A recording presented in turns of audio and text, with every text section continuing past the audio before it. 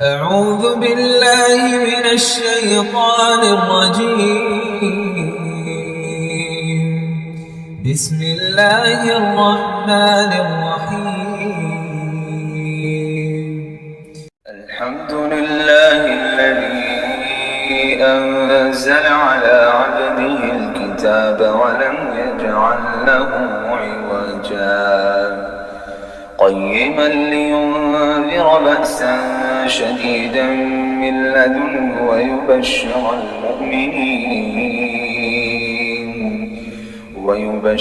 المؤمنين الذين يعملون الصالحات أن لهم أجرا حسنا ماكثين فيه أبدا وينذر الذين قالوا اتخذ الله ولدا.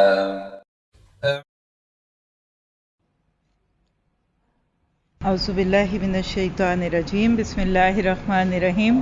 السلام علیکم ورحمۃ اللہ وبرکاتہ.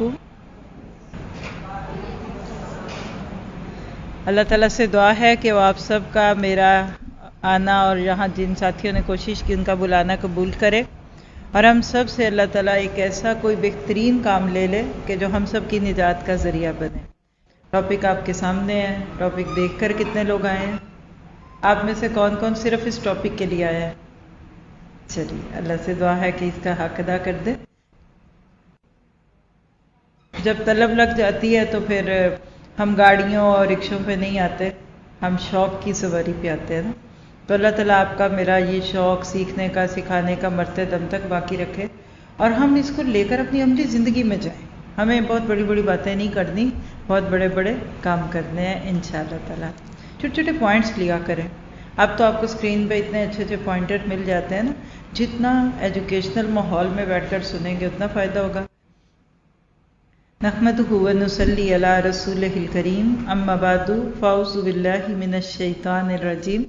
رب اشرح لی صدری ویسر لی امری واحلل عقدۃ من لسانی یفقہوا قولی. رب یسر ولا تعسر وتمم بالخیر. بچے ہمارے امتحان کے پرچے، یہ ہے ہمارا آج کا یہ ٹاپک. اور پی کے ٹرپ 22-23 کی سیریز قرآن کا مطلوب انسان، اس سیریز کا یہ ایک حصہ ہے. نام ہی اپنی جگہ پہ بڑا واضح ہے، اور آج ہم اس کو کریں گے سورۃ الکہف کی آیت 46 کی روشنی میں. المال والبنون زینۃ الحیاۃ الدنیا والباقیات الصالحات خیر عند ربک ثوابا وخیر عملا. یہ مال اور اولاد محض دنیا کی زندگی کی ایک ہنگامی آرائش ہے. سوچئے ذرا، قرآن کا ترجمہ خالی ترجمہ نہیں ہوتا. اس کو بامحاورہ سے آگے جا کر جب آپ تفسیری ترجمے کے انداز سے سنیں گے تو سمجھ آئے گی. تو میں پڑھنے کے دوران ذرا سا زور دوں گی کسی چیز پہ اور کسی کو ایسے اسکپ کر دوں گی. آپ اس سینس کو محسوس کیجئے. ایک طریقہ پتہ کیا ہے؟ یہ مال اور یہ اولاد میں دنیا کی زندگی کی ہنگامی رائش اصل میں تو باقی رہ جانے والی نیکیاں ہیں. اس میں تو آپ کئی اپنے کام بھی کر لیں گے. چلے میں واٹس ایپ پہ میسیجز بھی چیک کر لوں. اور اب ایک اور طریقہ ہے جس میں اصل میں انداز ترجمے سے زیادہ ترجمانی کا ہے، باتوں کا ہے، ڈائلاگ ہے. اللہ سبحانہ تعالیٰ فرماتے ہیں المال. مال کیا ہوتا ہے؟ مال جو آپ کے میرے پاس ہے. مال یمیل میلن، میلان، ہر وہ چیز جس کی طرف توجہ کھینچے اس کو مال کہتے ہیں. اور اس کو میل کہہ دیتے ہیں. مال ہاتھوں کا میل ہے، کیونکہ آپ کے میرے پاس رہتا نہیں ہے.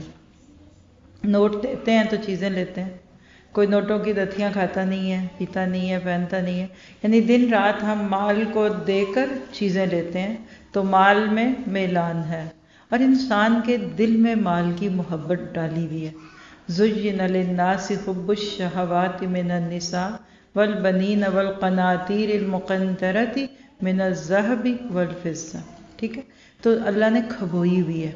جیسے چوئنگم بالوں میں لگ جائے تو نکالتے ہوئے چیخیں نکلتی ہیں نا، اسی طرح مال کی محبت اتنی ہے کہ قرآن کہتا ہے کہ ان الانسان لحب الخیر لشدید. اور کبھی جمع معلم وعددا، بہت سے مقام ہیں. اور الہاکم التکاثر حتی زرتم المقابر.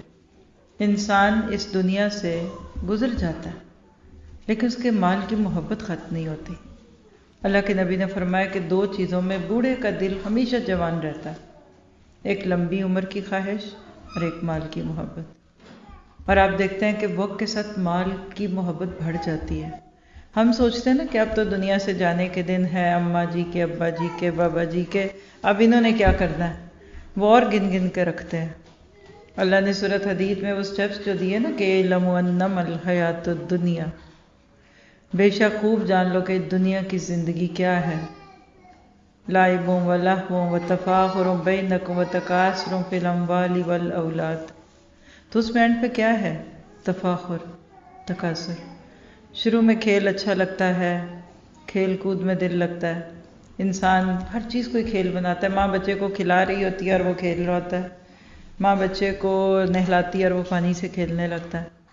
پھر لہو کا دور آ جاتا ہے، 10 11 12 سال، پیوبرٹی کی ایج، جب جوانی جھوم کے آتی ہے، ہر چیز میں بس لغویات، جن سے مخالف کا خیال آنے لگتا ہے۔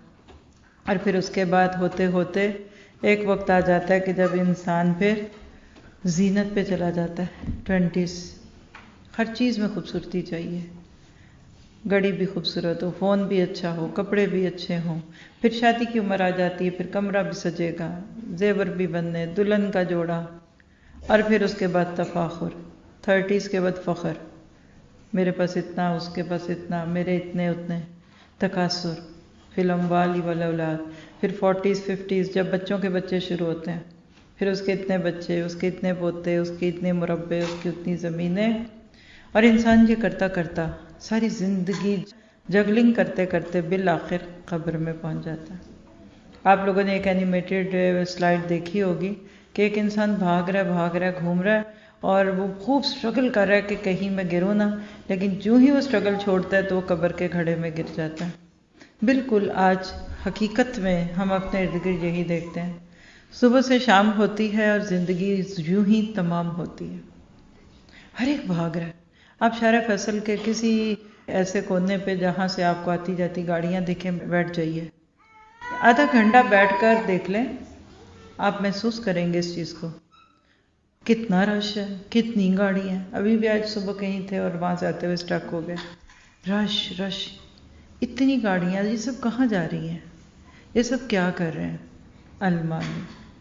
چلیے مال کو سائڈ پہ کرتے ہیں، آج ہمارا ٹاپک اس سے اگلا ہے، والبنون، اور بیٹے، بن، ابن، بنین، بنون، بنات، یہ سب بیٹے بیٹیوں کے لیے آتا ہے، اولاد مراد ہے۔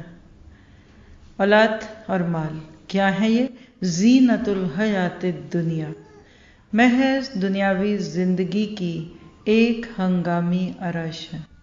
عربی زبان میں الفاظ کا چناؤ بڑا خوبصورت ہے۔ اب اس وقت چونکہ ایک تفسیر کلاس نہیں، آج کا ایک لیکچر ہے، اگر ہم اس آیت کی ان ڈیپتھ اسٹڈی کر رہے ہوتے ہیں نا تو میں نے آپ کو لفظ زینت سے ملتے ہوئے لفظ بتانے تھے، مترادفات القرآن، کہ عربی زبان میں آرائش کے لیے کیا کیا ہے۔ مثلا زینت آپ کے سامنے، زخرف نام کی صورت بھی ہے، بناؤ، آرائش، ٹھیک ہے، لیکن یہاں زینت کا لفظ ہے، ہنگامی آرائش۔ آپ نے دیکھا ہوگا کہ عام سا کمرہ ہوتا ہے، بڑا سا ہال، 500 لوگ آئیں گے، پھر جب شادی والے دن آپ وہاں جاتے ہیں تو آپ حیران ہو جاتے ہیں، وہاں پھولوں کا بکے ہے، وہاں فانوس لگے ہوئے ہیں، وہاں کارپٹ بچھے ہوئے ہیں، تو وہ جو یہ سارا ڈیکور ہے نا، جس کو آپ ڈیکور کہتے ہیں، یہ زینت ہوتا ہے۔ ایک خالی میدان میں آپ نے سجائی چیزیں، فنکشن ختم، وہ سب باہر آئے ہوتے ہیں، جلدی کرو جی، جلدی کرو جی، سٹیج بھی اٹھا کے لے کے جا رہے ہیں۔ یہ دنیا زینت الحیات الدنیا، وقتی ہنگامی آرائش، it's just for time bound. کچھ چیزیں ہمیشہ خوبصورت ہے، جیسے آسمان جب سے بنا اس وقت سے ایسے ہی ہے، سورج چاند، پھر اسی طرح بہار آتی ہے تو کچھ مہینے کے لیے آتی ہے، پھر پھول خشک ہو جاتے ہیں۔ یہ دنیا ایک وقتی آرائش ہے، اور میرے آپ کے لیے مختلف ہے۔ میرے لیے یہ زینت کب ہے؟ وہی 15 سال سے لے کے 35-30 سال کے بیچ، اس میں خوبصورتی کا پتہ ہوتا ہے۔ چھوٹے چھوٹے بچوں کو اب جتنے مرضی خوبصورت کپڑے پہنائیں، ان کو تو نہیں پتہ چلتا۔ یہ ماں باپ اپنے شوق کے لیے بچے بیچاروں کو مشکلوں میں ڈالتے ہیں، کرتا پہنا دو، ٹوپی پہنا دو، شیروانی پہنا دو. مائیں بچوں کو چمکلے کپڑے پہنا کے پھر رہی ہوتی ہیں شادیوں میں، وہ بیچارے رو رہے ہوتے ہیں. ہمیں بھی زینت کا احساس پیوبرٹی کے بعد ہی ہوتا ہے. ایسے ہی ہے نا؟ لیکن پھر زندگی میں ہی کچھ وقت خوب زیبائش شرائش کرنے کے بعد دل بھر جاتا. پھر انسان کہتا ہے بس چھوڑو، کون پہنے، چھوڑے رکھے. ہم نے کپڑوں کو ہینگ کر کے الماریوں میں سولی چڑھایا ہوا ہے. اول تو بناتے بہت ہیں، پھر بناتے ہیں تو پہنتے نہیں. پہننے میں رکاوٹ کیا ہے؟ اب کون نکالے، کون پہنے، چلو چھوڑو ایسی، وہاں بائی پہن کے چلے جانا ہے. ہوتا ہے ایسا؟ تو بنائے کیوں ہے؟ ان کو سولی کیوں چڑھائے؟ آج ہی ہوا ہے. جی ایسے ہی ہوتا ہے ہمارے ساتھ. ہم صرف چیزوں کی خدمت کرتے ہیں. یہ چیزیں ہماری خادم تھی، ہم ان کے خادم بن گئے. تو یہ 4 دن کی دنیا کی خوبصورتی ہے. آگے دیکھیے، والباقیات الصالحات، اصل میں تو باقی رہ جانے والی نیکیاں خیر عند ربک، وہی تیرے رب کے نزدیک نتیجے کے لحاظ سے بہتر ہیں، اور انہی سے وخیر عملا، اچھی امیدیں وابستہ کی جا سکتی ہیں. ہر جمعے کو سورۃ الکہف پڑھنے کے دوران ایک دفعہ تو اس آیت پہ نظریں رکتی ہیں. تو آج ہم جس موضوع پہ بات کرنے والے ہیں کہ اللہ کی بے شمار نعمتوں میں سے ایک نعمت جس کو اولاد کہتے ہیں. اللہ جو رب العالمین ہے، بے شمار نعمتوں سے آپ کو مجھے نوازتا ہے. ہمارے اوپر احسانات کر کے اس نے اپنی ربوبیت کو منوایا. تمام انگنت نعمتوں میں سے ایک عظیم نعمت. اب اس کے بعد کیا ہوا کہ وہ نعمتیں تو بہت سی دیتا ہے، لیکن نعمتوں میں سے ایک عظیم نعمت اولاد ہے. ایسی نعمت ہے جس کے سامنے دنیا کے تمام مال اور اسباب بھی بے قیمت ہے. ساری دنیا کے مال خرچ کر کے بھی اگر کسی کو اولاد مل جائے تو وہ دینے کو تیار ہے. یہاں نہیں، امریکہ سے جا کر علاج کروایا جائے، شیورٹی یہ ہے کہ واپسی پہ بچہ ساتھ آئے گا، تو لوگ جانے کو تیار ہے. اور وہ لوگ جو اولاد کی نعمت سے محروم ہوتے ہیں، ان کے لیے لگتا ہے شاید دنیا کی نعمت تھی ہی ہے، اور دوسرے بھی ان کو احساس دلاتے ہیں. پانی کی طرح مال لوگ بہا دیتے ہیں، دن رات اسی میں قیمتی اثاثے اپنے لوٹا دیتے ہیں. اور جن کو اولاد ملتی ہے وہ کیا کرتے ہیں؟ اصل میں آج پرچہ انہی کا ہے. ہر نعمت آزمائش ہے، اور ہر آزمائش ایک امتحان ہے. ثم لتسألن یومئذ عن النعیم، پھر اس دن تم سے نعمتوں کے بارے میں سوال ہوگا. اور نعمتوں میں سے ایک بڑی نعمت اولاد ہے. جب اولاد ملتی ہے تو کیا ہم اس کو ایک نعمت کے ساتھ ایک ذمہ داری محسوس کرتے ہیں؟ کیا اس نعمت کے معاملے میں ہم سے پوچھا نہ جائے گا؟ کیا آپ اور میں اس کے بارے میں تیار ہیں؟ اب یہ تو تھی قرآن کی آیت. ذرا سا ایک حدیث بھی دیکھتے ہیں جس سے آپ کو آج کے موضوع کو سمجھنے کی کافی زیادہ ہیلپ ملے گی. اور یہ حدیث آپ سب ہی نے سنی ہوگی، یہ بھی میں بتا دوں. اور یہ روایت ترمذی کی ہے 2417، ابو برزہ اسلمی رضی اللہ عنہ کی روایت ہے. اللہ کے نبی صلی اللہ علیہ وسلم نے فرمایا، لا تزول قدما عند ربه حتى يسأل عنه خمسہ، قیامت کے دن کسی بندے کے دونوں پاؤں نہیں ہٹیں گے یہاں تک کہ اس سے یہ نہ پوچھ لیا جائے. یعنی جس کو آپ کہتے ہیں نا بچہ کھڑا ہوئے خبردار ڈونٹ موو. بڑا ہی غصہ آتا ہے نا جب استاد کو یا ماں کو تو بچے کو کہتی ہے stand up, still, don't move, رکو بات کریں. چلے ماں اور استاد کی بات چھوڑیے، اللہ نہ کرے کبھی کسی امیگریشن پہ روک لیا جائے، پولیس روک لے، ہینڈز ڈاؤن، رک جاؤ، اسٹاپ کرو گاڑی، باہر آؤ، کاغذ دکھاؤ، پیپر دکھاؤ، کدھر سے آئے کدھر سے جائے. ہم سب جانتے ہیں کہ جب ہم ان چیزوں کو دیکھ لیتے ہیں جس کے اندر ہماری کہہ لے کہ جان نکل جاتی ہے، حالانکہ سب کچھ پاس ہوتا ہے، تو قیامت کا دن ہوگا. اپنے آپ کو سب اس اچھے سے کلاس روم سے نکال کر میدان حشر میں لے جائیے. سورج بہت قریب آ چکا ہے، گرمی شدید ہے، اے سی کوئی بھی نہیں ہے ادھر، اور وہاں آپ کو کھڑا کر کے سوال کیے جا رہے ہیں، کیونکہ ہر نعمت امتحان کا ایک پرچہ، آپ کی ذات، آپ کا یہ وجود امتحان کا پرچہ، اور اسی طرح سے آپ کا جسم، آپ کے کپڑے، آپ کا گھر، ہر نعمت یا آزمائش کا پرچہ، اسی میں ہر بچہ امتحان کا پرچہ۔ قیامت کے دن اللہ تعالیٰ آپ سے نعمتوں کے بارے میں پوچھے گا، اور مجھ سے بھی۔ اس پہ کہہ دیجئے کہ اللہم حاسبنا حسابا یسیرا، اے اللہ ہم سے آسان حساب لینا۔ آسان نہیں ہے، ہم زندگی میں روتے ہی رہتے ہیں ہمیں ملا کیا، شکر کیجئے کم ملا۔ کم سامان ہوگا تو جلدی چیک آؤٹ ہو جائے گا، اور سامان زیادہ ہوگا تو پھر وہاں کھڑے رہیں گے اور لائنوں میں لگے ہوں گے۔ کبھی ٹریولنگ کی ہو تو آپ دیکھیں گے کتنا قابل رشک لگتا ہے وہ بندہ جو ایک بریف کیس لے کے ٹپ ٹپ کر کے سیدھا گزر جاتا ہے بورڈنگ پاس لے کے، اور جن کے بڑے بڑے بکسے اور بستے تلتے ہیں، کبھی نکال لو کبھی ڈال لو، یہ آگے یہ پیچھے، یہ ادھر یہ ادھر، سوچیے ذرا ان کا کیا حل ہوگا۔ حضرت علی رضی اللہ عنہ سے ایک بڑی چیز معروف ہے، آپ نے سنی ہوگی کہ ایک موقع پہ کچھ ایسے حالات بنے تھے کسی جنگ پہ، یعنی روایت تھوڑی سی طویل ہے، میں صرف آپ کو ایسنس دینا چاہتی ہوں کہ کوئی بھی صحابی تھے تو ان کے دل میں آ گیا کہ مال غنیمت کے مال میں سے مجھے کم ملا باقیوں کی نسبت۔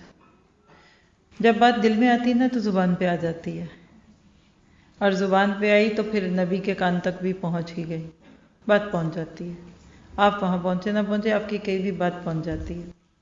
اور آج کل تو ہواؤں کے دوش پہ چند سیکنڈ میں بات پوری دنیا میں پھیل جاتی ہے۔ آپ نے اس صحابی کو بلایا، کہا ایک پتھر لے کر آؤ، گرم خوب مکہ کا پتھر، اس کو سارا دن دھوپ میں جلنے کے لیے چھوڑ دیا۔ جب وہ خوب تپ گیا تو کہا ادھر آؤ، اس کے اوپر کھڑے ہو جاؤ، تو گنواؤ میں نے تمہیں کیا دیا۔ اب وہ ایک پاؤں رکھتے ہیں تو ایک پاؤں اوپر تو ایک نیچے کرتے کراتے کیا ہوا ہوگا آپ سوچ سکتے ہیں، پاؤں جلنے لگے۔ ابھی 2-3 چیزیں گنوائیں، تیر دیے، تلوار دی، اور اس کے بعد گرے اور بے ہوش ہو گئے۔ اللہ کے نبی صلی اللہ علیہ وسلم لوگوں کو سچویشن میں ڈال کر سبق دیتے تھے، یہ اچھے استاد کا کام ہوتا ہے، پہلے ڈالے کسی مشکل میں اور پھر کہتا اب نکلو اس میں سے۔ آپ نے فرمایا کہ آج اس جلتے ہوئے پتھر کے اوپر کھڑے ہو کر تم یہ چند چیزیں نہیں گنوا سکے، تو بتاؤ قیامت کے دن جب ساری زندگی کی نعمتیں گننی پڑیں گی تو کیا کرو گے؟ یہ ہے ثم لتسألن یومئذ عن النعیم، اس دن تم سے نعمتوں کے بارے میں پوچھا جائے گا۔ اور کہا کیا جا رہا ہے، ڈونٹ موو، اسٹل ہو جاؤ، کھڑے ہو جاؤ، حرکت نہیں کرنی، عتاب ہے اس میں۔ چلیے پھر کب جانے دیا جائے گا؟ جب تک کہ اس سے 5 سوالوں کے جواب نہ لیے جائیں، 5 questions۔ پہلا سوال ان عمرہ فیما افناہ، یہاں تک کہ اس سے یہ نہ پوچھ لیا جائے اس کی عمر کے بارے میں، اسے کن کاموں میں ختم کیا۔ کیا میں اور آپ اس جواب کے لیے تیار ہیں؟ کیا آپ کی میری زندگی حقیقت میں اس قابل ہے کہ کل اللہ کو بتا سکیں کہ اللہ تعالیٰ یہ کیا اور وہ کیا اور ادھر گیا اور ادھر گیا؟ نہیں ہے۔ مان لیجئے کہ ہم تو ایک دن کا حساب نہیں دے سکتے۔ اکثر لوگ کہتے ہیں کہ اتنے کاموں میں سے کام کیسے ہو جاتے ہیں، تو میں اکثر ان کو کہتی ہوں کہ 1-1 منٹ کا حساب لیجئے دن کا، پھر 1-1 گھنٹے کا لیجئے، پھر اس کو پورے دن میں 24 گھنٹوں میں بانٹ دیجئے۔ Time management is life management. ایک بہت بڑی چیز جو میں فیل کرتی ہوں آ کے اپنے ملک میں، ہمارے ملکوں میں وقت کی اہمیت نہیں ہے۔ باہر کی دنیا میں امپلائیز کو پر آور پے کیا جاتا ہے۔ ایک موقع پہ کسی سے میری بات ہو رہی تھی تو انہوں نے کہا آپ کو پتہ ہے پاکستان میں، یعنی پاکستان کا نام تو محبت سے لیتی ہوں نا، اپنا ملک ہے، کہ ادھر پر آور کیوں نہیں دیتے؟ کہا ادھر 1 گھنٹہ دیں گے نا تو وہ وہاں تو جب 1 گھنٹے کے پیسے دیتے ہیں تو 1-1 منٹ 1-1 گھنٹے کا کام لکھ کے بھی دیتے ہیں کہ آپ نے اسے 1 گھنٹے میں یہ 20 صفحے لکھ کر دے کر ہمیں جانا ہے پھر ہوگا۔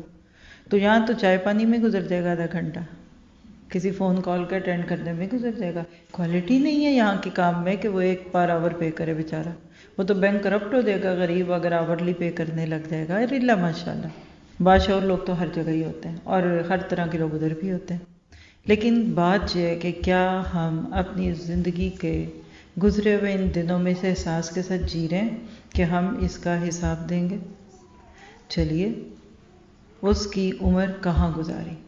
اور دوسرا سوال، ان شبابہ فی ما بلغ، جوانی کہاں گزاری؟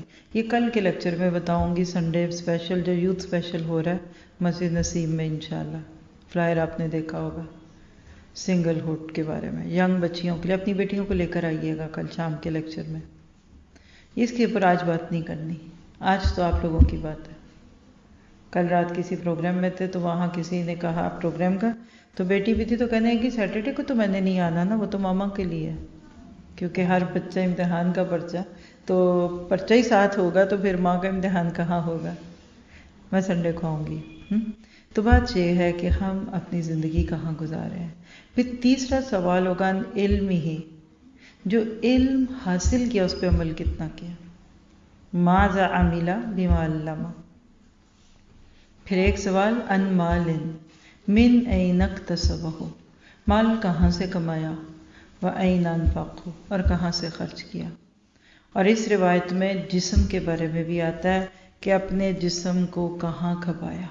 آج ہمارا جسم کھپ رہا ہے دنیا کے پیچھے، کوئی جا کے جیکوزی میں پسینہ لے رہا ہے، کوئی جا کے جم جوائن کرتا ہے تاکہ چربی پگھلے، کوئی واکنگ ٹریل پہ کھڑا ہے تاکہ میرا کچھ کیلوریز میری برن ہو جائے، اور ہمارا جسم اس اللہ کے راستے میں، اسپیشلی اللہ کے بندوں کو اللہ سے جوڑنے میں کتنا کھپتا ہے۔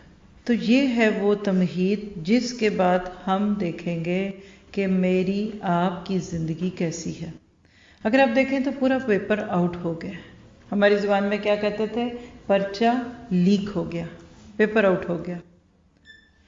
آپ کا میرا بچپن جوانی کا کوئی بھی سفر یاد کر لیجئے، جب آپ پیپرز دیتے تھے، آپ کے ایگزامینیشنز ہوتے تھے، پیپر این کلاس روم میں لا کر وہ نا اس کی سیل توڑتے تھے، ایسی تھا، کیونکہ پیچھے سے کہاں سے پیپر بند کر آئے، کیا ہوا، کیسے ہوا، اگر وہاں سے کھلا آ گیا تو آؤٹ ہو گیا، کوئی رشوت دے کے اس سے جدھر مرضی لے لے۔ اور کبھی کوئی پیپر غلطی سے ہوا، اپنے سارے ایجوکیشنل سیٹ اپ کے دوران ایک آدھ دفعہ ایسا ہوا کہ پیپر ہمارا کیمسٹری کا تھا مثال ہے، تو جب پیپر کھلا اور اسٹوڈنٹس کے ہاتھ میں آیا تو وہ فزکس کا تھا، تو پیپر تو فزکس کا نہیں تھا اس دن، تو پھر اس دن نہ صرف یہ کہ کیمسٹری کا پیپر نہ ہوا، وہ فزکس کا پیپر بھی ڈیلے ہوا۔ کیا پیپر تو آپ نے دیکھ لیا، لیکن ذرا سوچئے اللہ ہم سے کتنی محبت کرتے ہیں کہ اس نے ہمیں آخرت کا پیپر پورا آؤٹ کر کے دے دیا، اوپن بک ٹیسٹ ہے۔ لازمی سوال ہوتے تھے نا پیپرز میں، آپ کو یاد ہوگا کہ 8 میں سے 5 سوال کرو اور پہلا سوال لازمی ہے، ایسا آتا تھا آپ کے بھی پیپر، ایک کمپلسری، باقیوں میں سے 4 کر لو۔ اللہ نے ہمیں بھی ایسے دیا۔ 5 پلرز آف اسلام، فرائض، واجبات، فنڈامنٹلز، عقیدہ، شہادتین، نماز، روزہ، حج، زکوٰۃ، یہ تو لازمی پیپر دے دیے، یہ تو کرنے، کیا ہم اس میں پاس ہو جائیں گے؟ آپ کی یہ 97 پوائنٹ یا میں بی اراؤنڈ 99% مسلم آبادی کا یہ ملک ہے، آپ یہاں بیٹھی ہیں، میں بھی آئی ہوئی الحمدللہ، کیا ہم اپنے اس ملک کی 99.1% مسلم کمیونٹی کے بارے میں یقین سے کہہ سکتے ہیں کہ یہ 5 وقت کے نمازی ہیں، یہ شرک نہیں کرتے، یہ پورے 30 روزے رکھتے ہیں، جو صاحب استطاعت انہوں نے حج کر لیا؟ ایسا نہیں ہے، قرآن تو پڑھتے ہیں لیکن اس پہ عمل نہیں ہو پا رہا، تو اس پہ سوچنے کی بات ہے۔ مال کہاں خرچ کیا، مال آتا کہاں سے اور خرچ کہاں سے ہوتا ہے، سوچی۔ ہمارے ملک میں کام گلگلا ہے مہنگائی کا، ہم باہر رہتے ہوئے تو ترس کھا رہے ہوتے ہیں، ہائے بیچارے ہمارے بھائی بہن کیسے سروائیو کرتے ہیں، اتنی بجلی مہنگی، 1,75,000 بل آیا کسی کا، میرے اپنے ہی گھروں میں بتایا کسی نے کہ 1,75,000 کا بل دے کے آیا ہوں الیکٹرک گرمیوں میں، تو جان نکل جاتی ہے، کھائیں گے کہاں سے، پیئیں گے کہاں سے، لوگ کیا، اور بیچارے غریب غربا۔ لیکن جب ہم ادھر آ کے دیکھتے ہیں نتھنگ از چینجڈ. 6-7 سالن سے زیادہ کم تو میں نے دیکھا ہی نہیں ہے کبھی کسی کھانے کی ٹیبل پہ. کپڑے بھی وہی ہیں، جوتے بھی سب ہیں، کیونکہ کھا سکتے ہیں نا.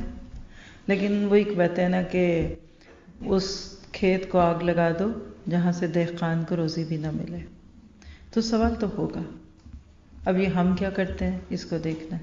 جوانی کہاں گزری اس کو آج نہیں ٹچ کرتے، اور عموماً ہماری جوانی اور مال اولاد پر خرچ ہو جاتا ہے.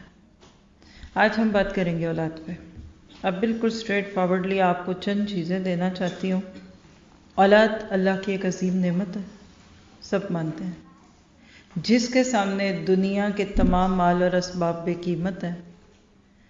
اولاد کی دیکھ بھال اور اس کی اصلاح اور درستگی کریں گے تو امت کی بقا ہے، اس کو دوام ہے، اور رب کا فضل آپ پہ باقی رہے گا. اللہ کے نبی صلی اللہ علیہ وسلم نے آپ کو مجھے جو زندگی گزارنے کا طریقہ دیا تھا وہ اتنا نیچرل تھا کہ بندہ خود دنیا سے جانے سے پہلے اپنے بچوں کو اس قابل کر جاتا کہ اس کے بعد اس کے بچے اس کی آنکھوں کی ٹھنڈک بن جائے. ہم سب کو اس چیز کی ضرورت ہے کہ اولاد کی امانت کی ادائیگی کی جائے.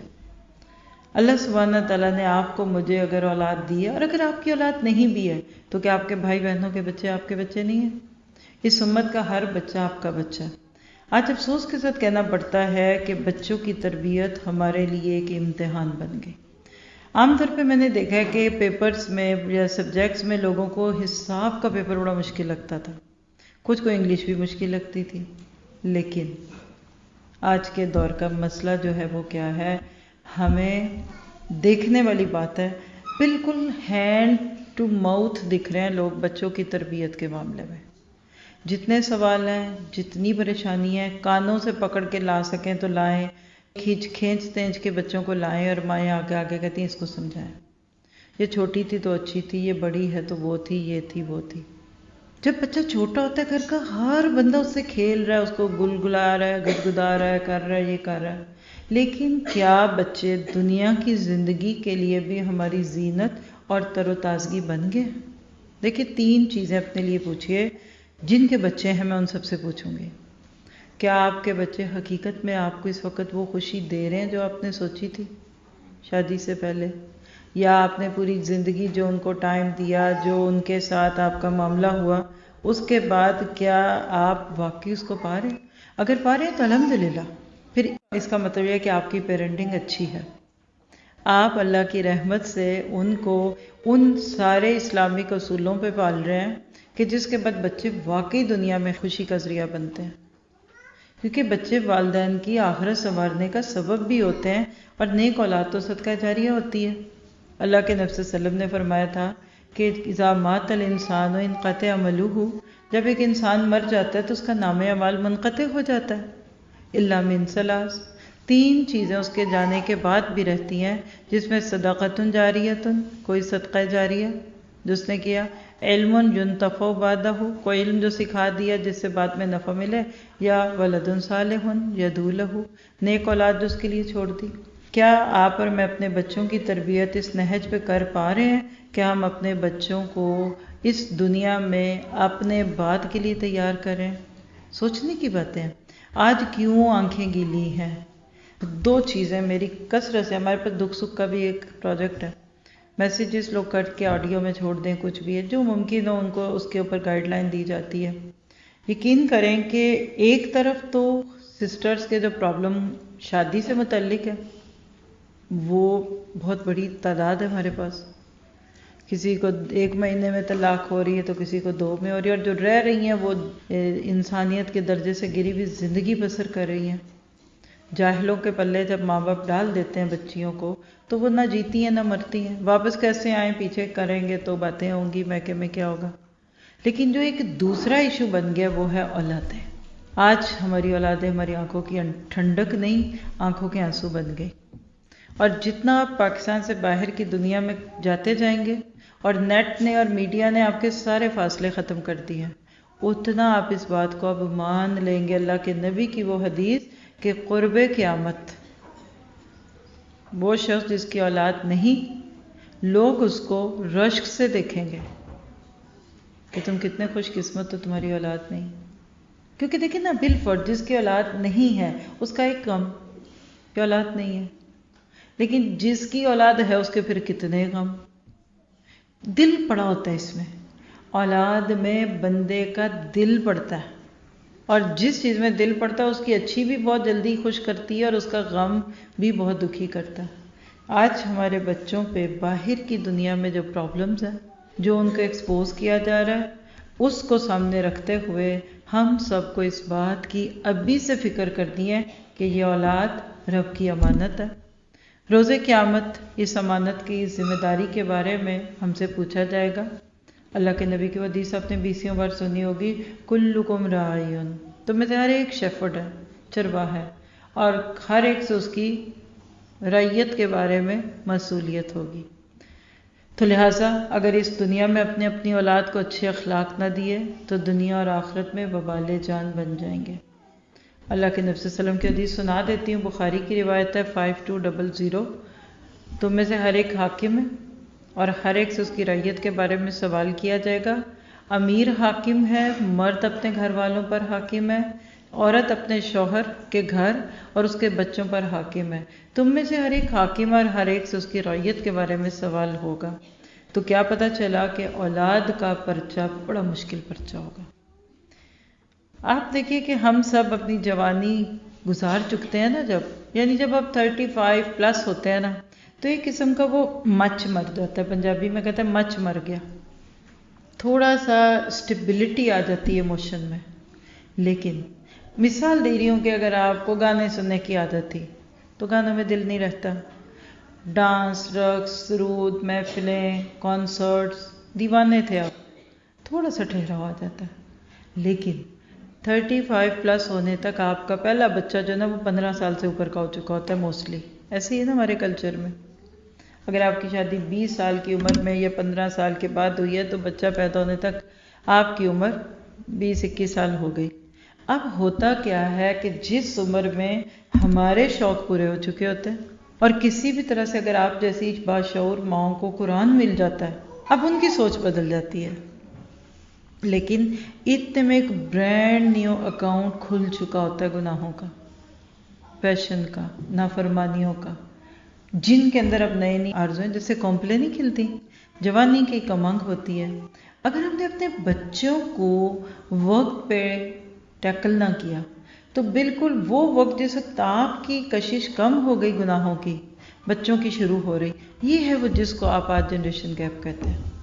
پھر اکثر بچوں سے جب ماؤں کو بات سننی پڑتی وہ کیا خود تو کر لیا، ہمیں اب روکتے ہیں، آپ تو یہ بھی کرتی تھی، اور ہم نے اپنے خوب قصے بھی سنائے ہوتے ہیں لہک لہک کے. ہاں سمجھ آئی؟ تو کیا پتہ چلا کہ اولاد ایک امانت ہے. اللہ نے اس امانت کو والدین کو سونپا ہے، ان سے ان کی حفاظت اور نگرانی کا مطالبہ بھی کیا ہے، اور ان کے ایمان اور دولت کی حفاظت والدین کی پہلی ترجیح ہونی چاہیے. اگر ہم نے اولاد کی امانت میں خیانت کی اور اس کو ضائع کیا، برباد کیا، تو اللہ تعالیٰ کی وارننگ ہے. اور وارننگ کدھر ہے؟ سورۃ الانفال کی آیت نمبر 27-28. اب اس وقت ادھر صرف لفظ اولاد کو ذہن میں رکھ کر سنیے گا کیونکہ آیت تو بہت ہی مختلف معنی بھی رکھتی ہے. اللہ سبحانہ تعالیٰ فرماتے ہیں، یا ایھا الذین آمنوا لا تخونوا اللہ والرسول وتخونوا اماناتکم وانتم تعلمون.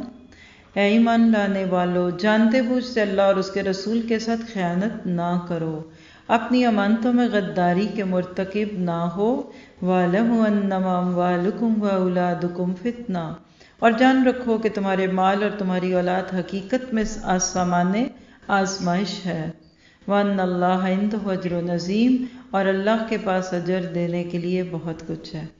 آپ اس آیت کو دیکھیں تو آپ کو بہت واضح طور پہ سمجھ آ گیا کہ مال اور اولاد کو یہاں فتنہ کہا گیا. سوال لکھیے کہ فتنہ کیا ہوتا ہے؟ بڑی سمپل بات ہے. کئی لوگ مجھ سے سوال کرتے ہیں کہ کیا اولاد نعمت ہے یا آزمائش ہے یا فتنہ ہے؟ تو میں انہیں کہتی ہوں کہ فتنہ کہتے ہیں یا اس چیز کو کہ جس کا غلط استعمال کر دے تو وہ رحمت کی بجائے زحمت بن جائے. اور میں مثال دیتی ہوں اکثر چھری کی. آپ ہینڈل سے پکڑ کر آگے والا جو اس کا کٹر ہے اس سے سبزی کو، پھل کو کاٹیں گے تو یہ چھری رحمت ہے. گوشت کاٹیں گے تو اور بھی رحمت ہے. لیکن اگر آپ اس کو اپوزٹ کر کے اس کا کٹر اپنے ہاتھ میں لے لیں اور ووڈن پارٹ سے آپ گوشت کاٹنے لگیں گے تو گوشت وہ نہیں کٹے گا، آپ کی انگلیاں کٹ جائیں گی. اولاد نعمت ہے، اگر ان کی صحیح تربیت کریں گے یہ آپ کی زندگی میں ہی شروع ہونے والا ایک ایسا کرنٹ اکاؤنٹ ہے جو آپ کے مرنے کے بعد سیونگ اکاؤنٹ میں بدل جائے گا. یہ آپ کا آن گوئنگ اکاؤنٹ ہے. آپ دیکھیے کہ آپ فون، یہ اس وقت بھی میرے سامنے میرا لیپ ٹاپ بھی رکھا ہوا ہے اور میرا فون بھی رکھا ہوا ہے. آج کل فون سے لیپ ٹاپ میں چیزوں کو سنکرنائز کرنا ادھر سے ادھر کوئی ایشو نہیں ہے. یہ فون آپ سوچیے یہ میرا بچہ ہے اور لیپ ٹاپ میں خود ہوں. میرے فون کی ہر چیز میرے اس لیپ ٹاپ میں بھی آپ دیکھ سکتے ہیں، اور لیپ ٹاپ کی کچھ چیزیں میں نے اگر ادھر سیو کرنی ہے تو میں اس میں بھی کر سکتی ہوں. یہ ہے آپ کے ڈاؤن لوڈ اور اپلوڈ کا ایک سلسلہ ہے. آپ اپنے بچوں کو سیم برانڈ پہ رکھیں. آئی فون ٹو آئی کمپیوٹر جو ہے نا، آئی فون سے لے کر آپ کہہ لیں کہ ایپل سے ایپل میں دونوں چیزیں ہو جاتی ہیں. اب آپ کا فون ہے کیا تو سیمسنگ اینڈرائڈ کہہ لیجیے، اور لیپ ٹاپ ہے آپ کا ایپل کا، کبھی بھی ایک ادھر کی فائل ادھر نہیں جائے گی. چارجر نہیں لگتا، آئی فون کو ہمیشہ آئی فون کا چارجر لگتا ہے، اینڈرائڈ کو اینڈرائڈ کا لگتا ہے. آج کہانی بتا کیا ہے، اگر ماں باپ ایپل ہیں تو بچے اینڈرائڈ ہیں، اگر بچے اینڈرائڈ بن گئے تو ماں باپ ایپل ہیں. گھروں میں خوشی نہیں ہے، وہ سیکوینسی نہیں ہے. ہم کسی اور طرف منہ کر کے جا رہی ہیں، ہماری اولادیں کسی اور ہیں.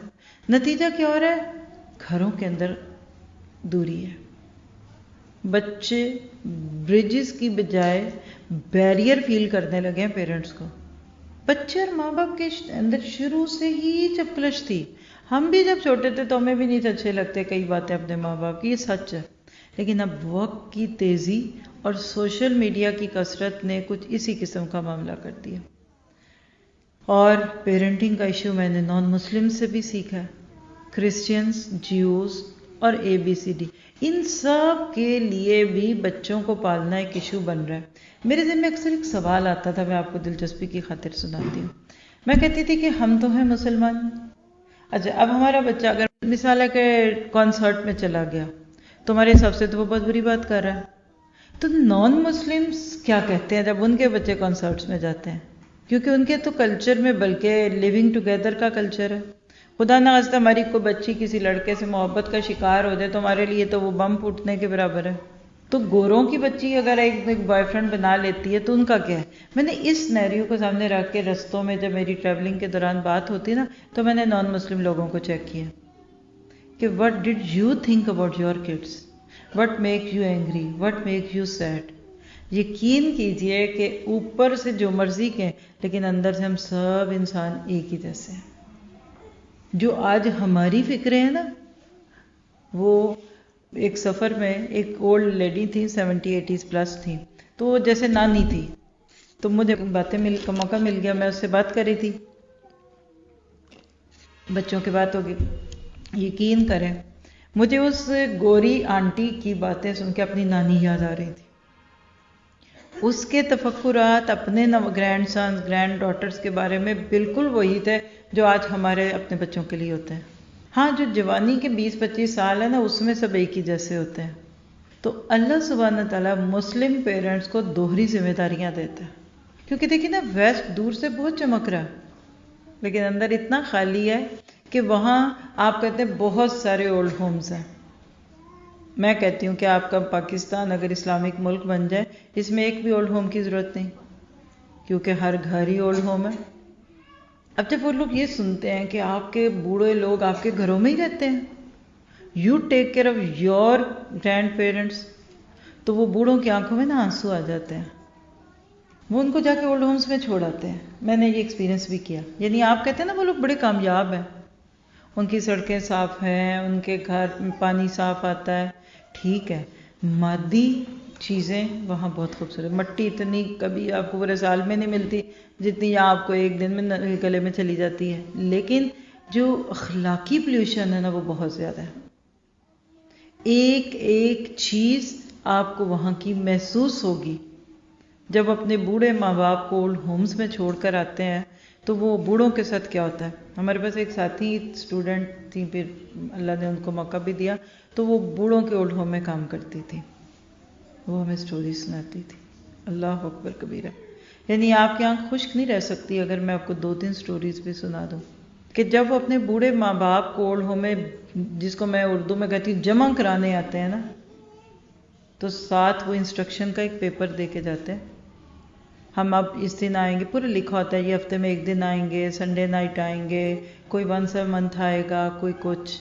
تو اس میں نا نیچے یہ بھی لکھا ہوتا ہے، وہ فارم فل کراتے ہیں وہ اولڈ ہوم والے کہ tell us if she or he dies so to whom will we contact. اگر یہ بوڑھا یا بوڑھی مر جائے یا اس پہ مرنے کی کیفیت طاری ہو جائے تو کس کو ہم کانٹیکٹ کریں، اور اس پہ لکھا ہوتا ہے نا. تو وہ اپنے ایک سناتی تھی کہ ایک بوڑھی عورت کہتی جب میں وہاں گئی تھی نا، وہ اس سے بھی پہلے کی تھی، اور وہ بوڑھی ہمیشہ اپنے ایک بیٹے کو یاد کرتی تھی. اس کا ایک ہی بچہ تھا، اس کو یاد کرتے، وہ کبھی کبھار آتا تھا، اور جس دن وہ آتا تھا یا اس نے آنا ہوتا تھا، اس بوڑھی آنٹی کا اتنا شوق اور محبت ہوتی تھی کہ ہم سب فیل کر رہے ہوتے تھے کہ اس کو، جس کو پنجابی اردو میں کہتے ہیں چاہ چڑھا ہوا ہے کہ اس کے بیٹے نے آنا ہے. پھر آہستہ آہستہ اس کا بیٹا کم سے کم آتا گیا، کم سے کم آتا گیا. پورا ہفتہ وہ اس کی باتیں، تصویریں، اس کے بچوں کی چیزیں، یہ تو میں نے خود بھی دیکھا ہے. ہمارے اپنے ساتھیوں میں کوئی بیمار تھا، میں گئی تو روم میں شیئر کرتے ہیں بیچ میں کرٹن سے نا، تو دوسری طرف ایک اولڈ سی تھی، میں ایسے حال چال پوچھ کے اس کے پاس بھی چلی گئی. تو وہ بڑی ہوئی خوش کہ اچھا پھر باتیں کریں گی. پھر اپنے اس کے ہاسپٹل کا جو ہے نا بیڈ، اس کے ساتھ جو بھی تھا ٹرے، اس کے اندر سے البم نکال لائی، بچوں کی تصویریں دکھانے لگ گئی. تو ہماری ساتھی ہوتا ہے یہ ہر آنے جانے والے کو یہ دکھاتی ہے، مس کرتے ہیں یہ اپنے بوڑھوں کو. تو وہ جو پہلی والی کی کہانی سنا رہی ہوں، کہتی ہے کہ رات کے وقت اس عورت کی طبیعت بگڑنے لگی، تو انہوں نے پھر اس کانٹیکٹ نمبر پہ میسج کیا کہ تمہاری ماں کا آخری وقت ہے، آ جاؤ. پہلے تو اس نے فون پہ پوچھا کہ ریئلی از ٹرو کہ شی از ڈائنگ. انہوں نے کہا یس. خیر انہوں نے اس کو فون کیا تو یہ کہتی ہیں کہ تقریباً 3-4 بجے جیسے سحری یا تہجد کا وقت ہے وہ ہوا، تو وہ بچہ آ گیا، آ کے بیٹھ گیا. دیکھا ابھی اس کے سانس چل رہے تھے، بے چین ہے، چل رہا ہے، پھر رہا. پھر وہ باہر لابی میں چلا گیا. پھر کہتی ہے کہ وہ ریسیپشن پہ آ کے ہم سے ناراض ہوا ہے. Why did you call me, she is still alive. آپ سوچ سکتے ہیں، کیا ہم سوچ سکتے ہیں کہ ہمارے بچے ایسے ہو جائیں؟ اگر کوئی لکھا ہوتا ہے کہ اگر یہ ورکنگ آورز میں ویک ڈیز میں مر جائیں تو ہمیں نہیں کال کرنا، اور وہ دعائیں کر رہے ہوتے ہیں کہ ہمارے بڑے جو ہے نا یہ کسی ویکنڈ پہ مرے اور ہم جا کر ان کو دیکھ لیں. یعنی اولاد سے محبت لینا دینا انسان کی فطرت ہے. اولڈ ہوم کی مشینیں کیا دیں گی آپ کو جو آپ کے بچے کا لمس دے گا؟ آپ سب بڑے خوش قسمت ہیں ابھی اگر آپ کے گھروں میں بوڑھیاں، دادیاں، مامی، یہ جو ان کی دعائیں ملتی ہیں نا، پتہ نہیں آپ کو کہاں لگ جانی ہیں. آج ہی میں کسی کے ساتھ تھی، ابھی ہمارا دوپہر میں ایک پروگرام تھا نا، تو بات ہو رہی تھی، تو مطلب بڑے اچھے نیک لوگ ہیں، تو انہوں نے ہمیں انوائٹ کیا تھا تو ہم چلے گئے. تو وہ سنا رہی تھیں کہ شادی کے 19 سال بعد کسی کی بچہ ہوا، اور پھر ایک ہوا اور اگلے سال دوبارہ بھی امید لگ گئی ہے. ڈاکٹرز پوری طرح مایوس تھے، بالکل کسی طرح کی امید بھی نہیں تھی بچہ ہوگا، لیکن بچہ ہوگا. ڈاکٹر حیران ہے کہ کہاں سے ہوا ہے. تو وہ جو بتا رہے تھے، اس نے کہا کہ میں نے اس کو کہا کہ اس نے اتنی اپنے بوڑھے باپ کی خدمت کی ہے کہ ایون اس کی سب پرسنل نیڈز بھی وہ پوری کرتے ہیں. وہ کہتے ہیں میں تمہیں یقین سے کہہ سکتا ہوں تمہیں تمہارے باپ کی دعا سے بچہ ملا، اور اب ایک نہیں ملا، اب دوسرا بھی ملنے لگا. یہ دعائیں رنگ لاتی ہیں، بڑوں کی دعائیں رنگ لاتی ہیں. کیا آج ہمارے بچوں میں یہ جذبے ہیں کہ ہماری دعائیں لیں؟ گھر آئے مہمان کو ملنے بڑی بات ہے. آپ کی بیٹیاں آپ کی دوست کو چائے بنا کر دے دیں، بڑی بات ہے. ہم سب نے اپنے ماؤں کی اشاروں کو دیکھا تھا، ہاتھ کے اشارے سے 2 کپ بسکٹ، چائے کا کپ، یہ اشارے چلتے تھے نا. ہم سب نے دیکھا ہے کہ گھر کے بچے ارد گرد گھوم رہے ہوتے تھے جب مہمان آتے تھے. آج ماں باپ اداس ہے.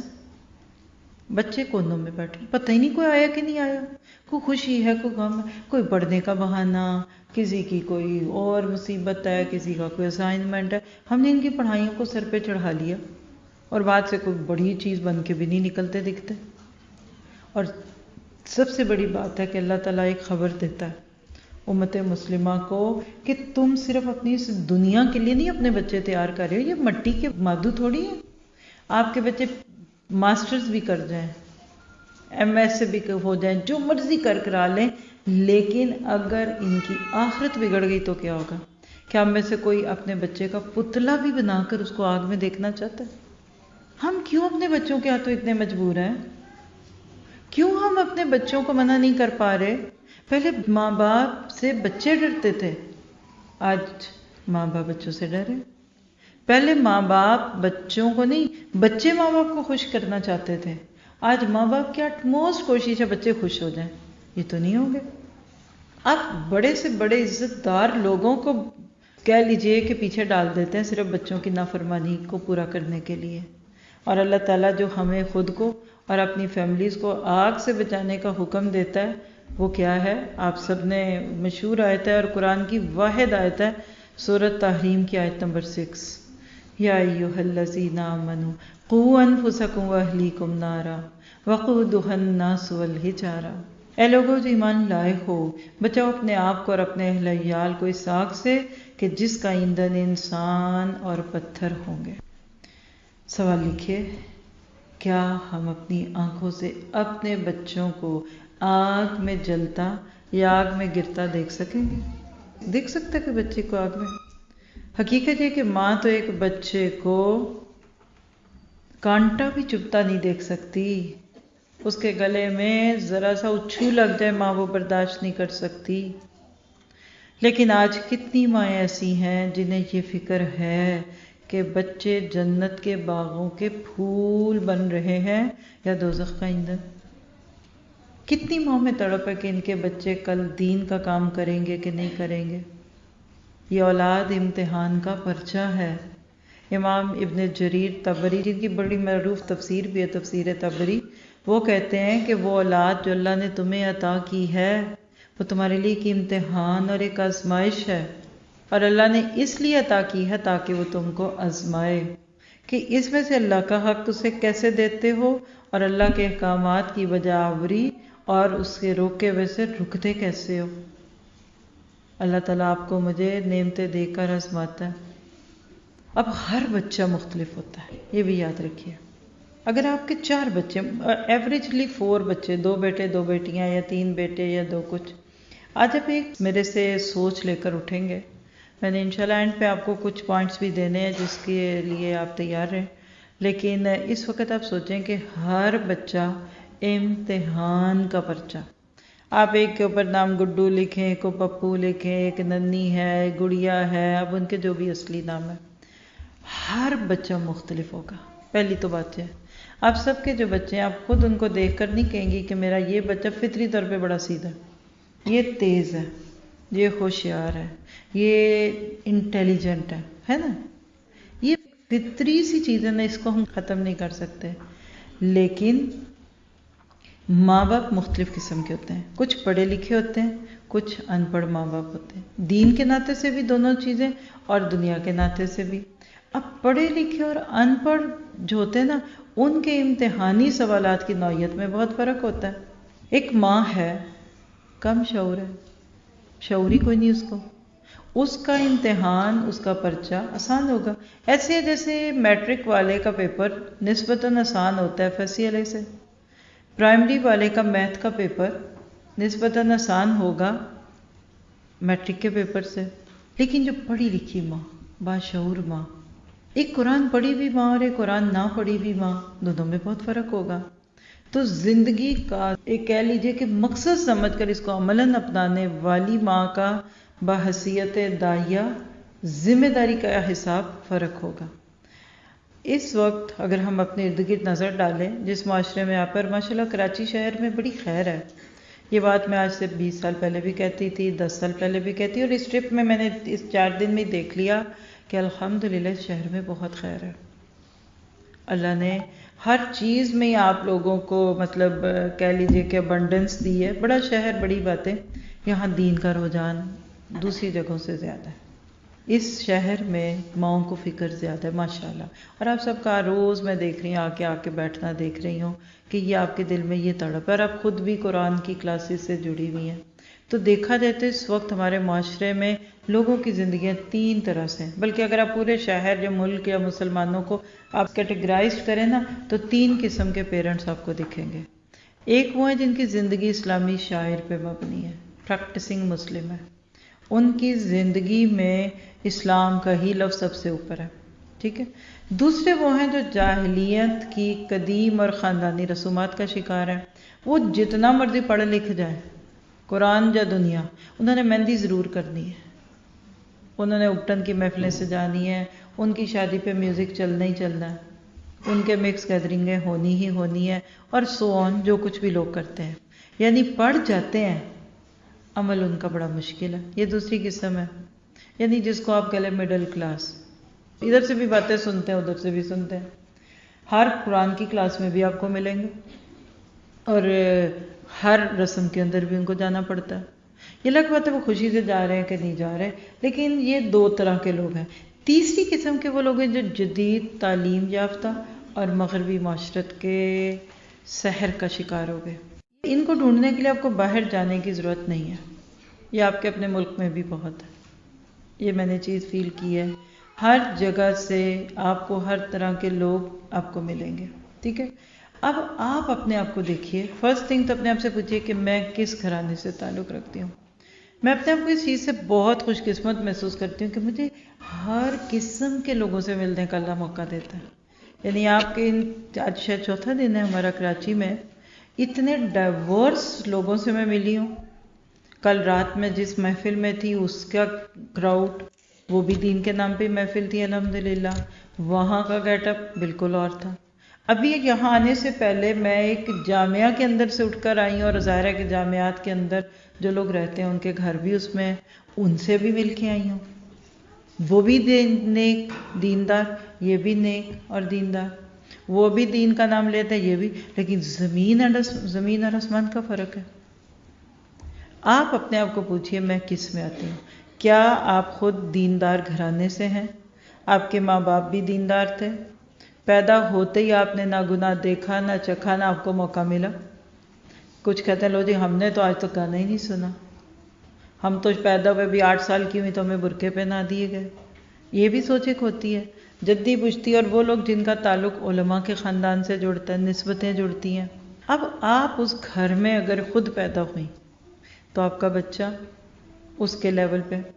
عام طور پہ جو چیز میں نے دیکھی ہے اس طبقے میں، علم ہے، حدیثیں یاد ہیں، اسناد یاد ہیں، صرف و نحو پہ عبور ہے، اور اختلافی باتوں سے کیسے نپٹا جائے اس کے بڑے دلائل موجود ہیں. لیکن وہ گیٹ اپ ہی نہیں ہے کہ جس کو دیکھ کر لوگ متاثر ہوں. صفائی ستھرائی کا خیال نہیں ہے. دیکھیے میں اکثر سوچتی ہوں، کیونکہ میرا اصل میں فیل کروں نا اپنے آپ کو، تو جس کو شعوری سفر میرا کراچی سے شروع ہوا تھا دین کے ساتھ، باشعوری طور. شعور کا ایک لیول ہوتا ہے نا جس میں کچھ اندر آتی ہے، وہ کراچی سے ہوا. اس کے بعد اللہ تعالیٰ مجھے امریکہ لے گئے. وہاں کے بھی تقریباً 8-10 اسٹیٹس دیکھیں، شہر دیکھے، اتنے گھومے پھرے. اس کے بعد اللہ مجھے یورپ میں لے آئے. اب میں کہہ نہیں سکتی ہوں، محاورتاً کہہ سکتی ہوں کہ میں نے یورپ کا چپا چپا دیکھ لیا. پھر اللہ مجھے ناروے میں لے گیا، وہاں کہہ لیں وہ کہتے ہیں کہ 7 سمندر پار. اب میں جب اتنی جگہ سے گھوم کر پاکستان اور اب پھر کراچی آئی ہوں، اور آتی ہوں ماشاءاللہ اللہ لے کر آتا ہے، یا کسی اور بھی شہر میں آتی ہوں، تو میرے ذہن میں خود بڑے کوسچنز آتے ہیں. آپ خود اپنے اس شہر میں دیکھیں دین کے نام پہ کتنے ادارے ہیں، ہے نا؟ اب ینگسٹرز میں جو ادارے اٹھ کھڑے ہوئے ہیں، آپ کے بچے ان سے بہت متاثر ہیں، ہے نا؟ وہ حق بات بھی کر رہے ہیں، مطلب وہ بچوں کو ان کے لیول پہ لا کے سکھا رہے ہیں، ان کا انداز، ان کا سٹائل. لیکن اب کسی روایتی دیندار خاندان سے ان کے بارے میں پوچھیں، آپ کہیں گے جو پینٹ شرٹ پہن کے درس دیتا ہے اس کا تو درس ہی سننا منع. نہیں سمجھ رہے؟ بہت مشکل ہے اس وقت. جب تک آپ کو پوری طرح دین کا حسن اور حکمت سمجھ نہیں آتی، پریشانی ہے۔ تو اگر آپ واقعی، اگر میری بات سننے والوں میں سے آپ میں سے کوئی روایتی جدی پشتی علماء کے خاندان سے ہے تو میں ریکویسٹ کروں گی آپ کو ایک کہ تھوڑا سا اپنے ایتھکس پہ بھی آئیے، تھوڑا سا بھی پیپل پرسن بھی بنیے، امپلیمنٹ تو کیجیے۔ دیکھیے اگر ہم بندوں کو ہی نہیں اچھے لگ رہے تو اللہ کو کیسے اچھے لگ رہے ہیں؟ اللہ کو تو بہت کچھ چاہیے نا۔ آپ دیکھیے کہ آج بھی نیکی کے جذبے کو سامنے رکھ، کیسے آپ کے فائدے کی خاطر کہ آپ کو اس سے فائدہ ہوگا۔ کسی بھی معاشرے میں نا 4 قسم کے لوگ ہوتے ہیں، یہ تو 3 ہے نا میں نے جو بتانے لگی ہوں، اس میں ایک چوتھا ڈال کے ذرا ڈائلیوٹ کرتی ہوں۔ نمبر 1 کرمنلز، چور، ڈاکو، ہائی جیکرز، گولی مارنے والے، تھریٹ کرنے والے، یعنی بیڈ پیپل، جن کو آپ جیلوں میں پڑے جلتے سڑتے دیکھیں، ان کو کوئی بھی پسند نہیں کرتا۔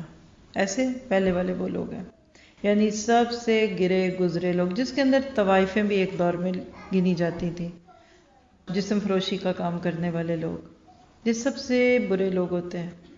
ٹھیک ہے، آپ کہتے ہیں یہ تو چھوڑو، ہاں لیکن خیر کا جذبہ ان میں بھی ہے۔ رمضان میں وہ بھی سبیلے لگا دیتی ہیں، 10 محرم کو وہ بھی شربت پلا کر حلیم بانٹتی بھی دکھیں گی۔ دوسری قسم کے لوگ وہ ہوتے ہیں جن کو آپ کہتے ہیں شریف شرف، مڈل کلاس، اچھے کاموں میں بھی دکھیں گے، بروں میں بھی دکھیں گے، اور میجورٹی اس میں ہوتی ہے، جو 5 وقت کے نمازی بھی ہوتے ہیں ماشاءاللہ، اور سو آن۔ تیسری قسم کے وہ لوگ ہوتے ہیں جن کو آپ کسی شہر کی کریم کہتے ہیں، ان لیڈس، ڈاکٹرز، فلاسفرز، باہر کی یونیورسٹیوں کے پڑھے لکھے، سو آن، یعنی جن کو معاشرے کے باعزت لوگ، کرتا دھرتا لوگ، یا آپ ان کو ساتھ کہہ لیں کہ سیاست میں ہے، کوئی ایم پی ہے، ایم این ایس۔ 4تھ ٹائپ کے لوگ کون ہیں؟ جو علماء کرام ہیں، شیوخ ہیں، اسکالرز ہیں، مبلغین ہیں۔ اب ان چاروں کو اگر آپ سارٹ آؤٹ کریں تو آپ کے سامنے سب سے پہلا درجہ آپ کہتے ہیں یہ بہت ڈیگریڈڈ لوگ ہیں، چھوڑیں، بیکار، یہ تو آگ میں جلیں گے۔ نہیں، جذبہ خیر ان میں بھی ہے، پہنچے نہیں آپ ان تک۔ کیا پتہ ان کی زندگی میں قرآن کا کوئی ایک دیپ جلے تو وہ خوبصورت ہو جائے۔ اب جو اس طبقے سے بچے نکل رہے ہیں، آپ میری ٹاک تو ان کے لیے بھی ہے کہ جو کسی معاشرے میں جس کا باپ چور ہے، اس بچے کا کیا قصور ہے؟ کل رات ہم کہیں سے آ رہے تھے تو ذرا سا پیچھے اتر گئے تو آپ کی جو عالمگیر مسجد ہے نا، اس کے باہر رات کو بھی سڑک پہ یا تو بھیک مانگنے والے ہیں یا روڈ پہ سوئی ہوئی لڑکیاں، عورتیں بھی دیکھی نا، اور جو صرف وہاں سے چند قدم گزرتے ہوئے گھر تک آنے تک جو میں نے گالی گلوچ اور جو باتیں سنی، رات کے تقریباً 12 سے اوپر کا ٹائم تھا، میرا دل کٹ کے رہ گیا۔ حال حلیہ پورا برقع تھا اور لڑکیاں بھی برقعوں میں پھر رہی تھیں، اور مجھے نہیں پتا وہ کیوں تھی ادھر۔ تو میں سوچ رہی تھی آخر انسان تو یہ بھی ہے نا، یہ اس وقت روڈ پہ کیوں ہے؟ غربت ہے یا جہالت ہے یا کچھ اور بھی ہے؟ تو پہلی بات دیکھیے کہ اگر آپ میری بات سننے والوں میں سے کوئی بالکل کسی جگہ کام کرتی ہیں، ماسی ہیں آپ کسی کے کپڑے دھوتی ہیں، آپ کسی کے ڈرائیور ہیں، آپ کچھ بھی ہیں، آپ کو اللہ نے تھوڑے ریسورسز دیے ہیں، انشاءاللہ آپ کا پرچہ بڑا آسان ہوگا۔ ثم لتسألن یومئذ عن النعیم۔ کسی کا بچہ بہت جینیس ہے، جو پڑھتا ہے یاد ہوتا ہے، ایک کا ڈیف ہے، ڈل ہے، آپ کا ڈل بچہ، آپ کا امتحان آسان ہے۔ دوسرے درجے پہ چلتے ہیں ہم جیسے لوگ، شریف شرفا، الحمدللہ بدنام نہیں ہیں ہم لوگ، ہمارے نام جیلوں میں نہیں ہے، ریکٹ پہ نہیں، تھانوں میں ہمیں کوئی نہیں ڈھونڈتا، اخباروں میں ہماری خبریں نہیں آتی، بٹ ہمارا مسئلہ کیا ہے کہ ہم نیکی بھی کرنا چاہتے ہیں اور گناہ بھی نہیں چھوڑنا چاہتے۔ یہ وہ طبقہ اصل میں نیکیاں بھی کرنا چاہتا ہے اور گناہ نہیں چھوڑنا چاہتا۔ ان کے منہ سے نکلتی ہیں دعائیں ٹھمریاں بن کر، یہ کہتے ہیں ہم خاندان نہیں چھوڑ سکتے، برادری نہیں چھوڑ سکتے، وہ نہیں ہے۔ اب مجھے بتائیے کہ اگر آپ کی یہ سوچ ہے تو آپ کا بچہ وہ کیا سیکھ رہا ہے؟ کیا آج کے ماں باپ کئی دفعہ اس وجہ سے تو نہیں پریشان ہو جاتے کہ ہمارا بچہ کسی ایسے بندے کو نہ سننے لگ جائے جس کو پڑھ کر سن کر یہ اور زیادہ ہی نہ نیک ہو جائے؟ یعنی اپنے بچوں کو باہر کی یونیورسٹیز میں بھیجنے والوں میں سے کسی کا ایک غم سنا دوں، بچے کو باہر کی یونیورسٹی میں بھیجا پڑھنے کے لیے، وہ بچہ گیا وہاں، اللہ نے اس کو کوئی اچھے ساتھی ملا دیے، یوتھ گروپ وہاں بھی بہت ہے، اس بچے کا دل بدل گیا، اس نے داڑھی رکھی، اس کا حال حلیہ بدلنے لگا، اور وہ اپنے پیرنٹس کو جو باتیں کر رہا تو اس سے بڑے پریشان تھے۔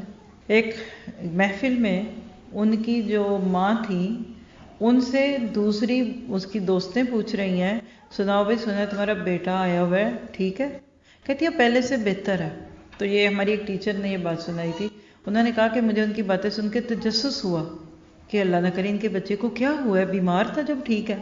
تو انہوں نے کہا ایکسکیوز می آنٹی جی، کیا ہوا آپ کے بچے کو؟ کہیں گے چھوڑو، دماغ خراب ہو گیا تھا۔ پھر کیا ہوا تھا؟ پھر انہوں نے یہ کہانی سنائی کہ بھیجا تھا اس کو باہر پڑھنے کے لیے، ڈاکٹر بننے کے لیے، یہ مولوی بن کے آ گیا، اور اب آیا ہوا ہے تو داڑھی دوڑی تو میں نے اس کی چھوٹی کرا دی ہے، شلوار بھی ٹھیک کرا رہی ہوں، لڑکی ڈھونڈنے جانا ہے اس کے لیے، کوئی لڑکی اس کو کون دے گا، اور اب وہ پہلے سے بہتر ہو رہا ہے۔ یہ ہم شریف شرفا کے امتحان کے بچے ہیں۔ کیا آپ نہیں چاہتے کہ آپ کے بچے آپ سے زیادہ اچھے ہوں دین میں؟ اگر آپ کے گھروں میں کوئی ایسا بچہ پیدا ہو گیا، شکر کیجئے، یہ آپ سب کے لیے ایک رخ موڑنے والا بچہ بنے گا۔ پھر اسی طرح جو تیسرے لوگ ہیں جو بہت شہر کے پڑھے لکھے ہیں، ان میں عموماً اخلاق بہت اچھا ہوتا ہے۔ کچھ پیرنٹس ایسے ہیں جو اپنے بچوں کو صرف اخلاق سکھا رہے ہیں لیکن عبادات کمزور ہیں، اور وہ جو ٹاپ موسٹ پہ علماء ہیں ان کے اندر عبادات کا بہت ہے، ماشاءاللہ گیٹ اپ کا بھی بہت خیال ہے، لیکن ان کا پیپل جو ریلیشن ہے وہ کمزور ہے۔ تو ضرورت ہے اس بات کی کہ ہم دیکھیں، آج اگر ذرا کوئی دیندار ہونے لگتا ہے لوگ اس کو انتہا پسند کہتے ہیں۔ دیکھیے ٹیررزم، ایکسٹریمزم، یہ نام آپ نے باہر کی دنیا سے امپورٹ ہوتے ہوئے تو سنے ہوں گے۔ آج ہم مسلمان اپنے مسلمانوں میں رہتے ہوئے کیا سوچنے لگے؟ 5 وقت مسجد میں جا کر اگر کوئی نماز پڑھتا ہے تو یہ ٹو مچ۔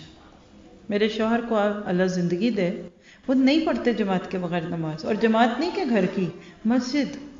اور یہ آپ کے پاکستان نہیں کہ ایک گلی کے چاروں طرف 4 مسجدیں، ادھر نہیں تو ادھر، 1:15 پہ نہیں ملی تو 2 پہ، 2 پہ نہیں ملی تو 1:15 پہ 1:15 نہ ملی، ایسا نہیں۔ 10 کلومیٹر واک کر کے بھی وہ مسجد جاتے ہیں باہر کی دنیا میں، ان کی عادت ہے۔ اور میرا لائف سٹائل آپ کو پتہ چل ہی رہا، سفر کے دوران ادھر سے ادھر۔ میرے لیے سب سے بڑا چیلنج سفر میں ان کے لیے 5 وقت مسجد میں ان کو کوئی لے جائے، یہ بات ہوتی ہے۔ کوئی نہ کھلائے، کوئی نہ پلائے، کہیں نہ گھماؤ، کچھ نہ کرو، لیکن ان کو اپنے یعنی سر کو آپ لوگوں نے مسجد میں نماز پڑھانی ہے۔ تو کبھی کبھی میں فیل کرنے لگ جاتی ہوں کہ کہتا تو کوئی کچھ نہیں ہے، لیکن لوگوں کو لگتا کہ یہ ٹو مچ ہے۔ ساری رات جاگنے والے فجر سے پہلے جا کے سو جائیں گے بستروں میں۔ تو آج دین پہ، اصل دین پہ عمل کو لوگ انتہا پسندی کہنے لگے۔